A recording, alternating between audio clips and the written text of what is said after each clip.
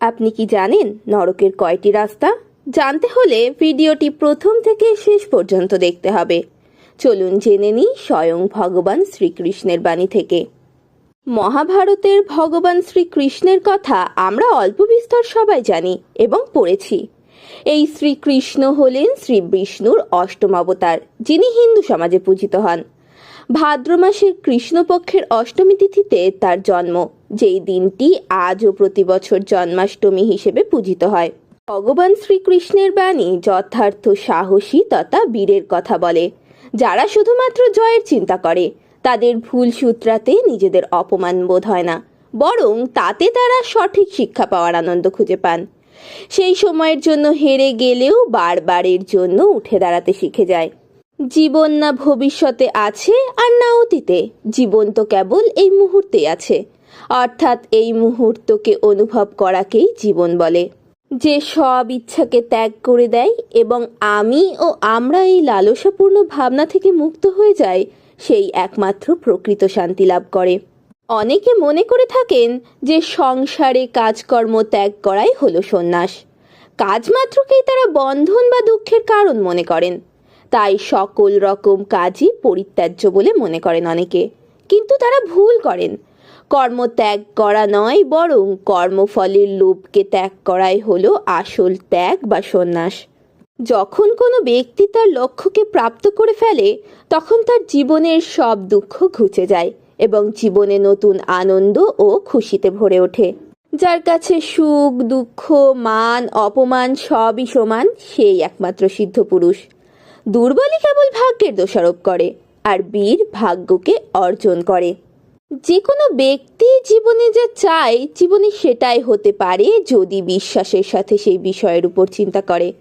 কর্ম করে যাও, কিন্তু কর্মের ফলের চিন্তা করো না। অহংভাবী মানুষের মধ্যে বিষণ্ণতা সৃষ্টি করে। অহংভাবের অভাব থাকলে পরমাত্মার সাথে বিভিন্নতার কোনো কারণই থাকে না।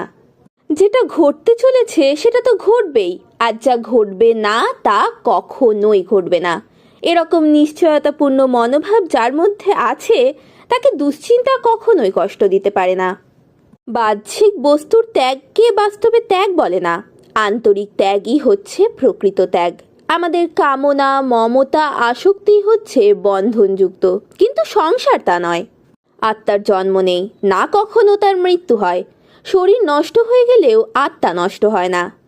খালি হাতে এসেছো, খালি হাতে চলে যাবে। যা কিছু আজ তোমার, সেটা অন্যদিন কারো ছিল, পরশু সেটা আরো কারো হয়ে যাবে। আজ তুমি যে জিনিস নিজের বলে প্রসন্ন, সেটাই তোমার দুঃখের কারণ। যখনই সত্যের সাথে অসত্যের লড়াই হয়, তখন সত্য একা দাঁড়ায়। অসত্যের বাহিনী কিন্তু হয় বিশাল, কারণ তার পেছনে মূর্খ লোভী স্বার্থপর ও বিশ্বাসঘাতকেরা থাকে। হে অর্জুন, যবে যবে এই সংসারে ধর্মের অনিষ্ট হয়, এই সংসারে অধর্ম বৃদ্ধি পায়, তখন তখন ধর্মের রক্ষার জন্য এই পৃথিবীতে আবার আমি ঘুরে আসি। যে ব্যক্তি পঞ্চকর্মেন্দ্রিয় সংযত করেও মনে মতে শব্দরস আদি ইন্দ্রিয় বিষয়গুলো স্মরণ করে, সেই মূঢ় অবশ্যই নিজেকে বিভ্রান্ত করে এবং তাকে মিথ্যাচারী ভণ্ড বলা হয়ে থাকে।